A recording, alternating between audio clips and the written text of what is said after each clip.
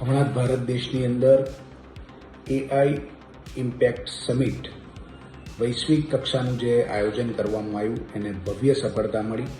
વિશ્વના અનેક દેશોના નેતાઓ અને અનેક બિઝનેસમેનો આ સમિટની અંદર ઉપસ્થિત રહ્યા અને ભારત દેશ ફક્ત નવી ટેકનોલોજી વાપરનારો દેશ નહીં, પરંતુ નવી ટેકનોલોજી દુનિયાને આપનારો દેશ જ્યારે બન્યો અને સમગ્ર વિશ્વના તમામ નેતાઓએ વખાણ કર્યા, એવા વખતે કોંગ્રેસે ફરી એક વખત તેની દેશ વિરોધી માનસિકતા જે છતી કરી અને આ સમિટની અંદર તેમના કાર્યકર્તાઓ દ્વારા સમિટમાં પહોંચીને પોતાના કપડાં ઉતારીને જે વિરોધ કર્યો છે એ ખરેખર ખૂબ નિંદનીય છે.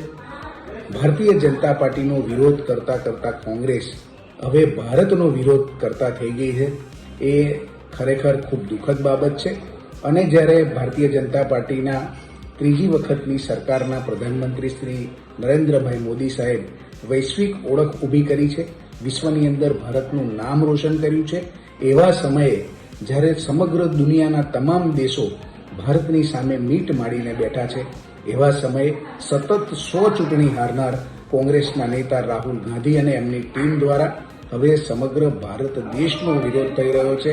ત્યારે સમગ્ર દેશના લોકો આ વાતને વખોડે છે અને આવનાર દિવસોમાં ભારતીય જનતા પાર્ટી દ્વારા જે કામો થઈ રહ્યા છે એ કામો સાંખી નહીં શકનારું કોંગ્રેસ હવે પોતાની હાર નહીં બચાવી શકવાને કારણે વારંવાર ઈવીએમનો વાંક કાઢે છે, વારંવાર વોટ ચોરીનો વાંક કાઢે છે.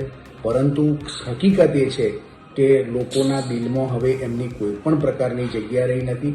લોકશાહીની અંદર વિરોધ પક્ષ ચોક્કસ જરૂરી છે, પરંતુ એ વિરોધ પક્ષ એવો ન હોવો જોઈએ કે જેની અંદર ભારત દેશને, આપણા દેશને નુકસાન થાય એવું કામ વિરોધ પક્ષ દ્વારા કરવામાં આવે.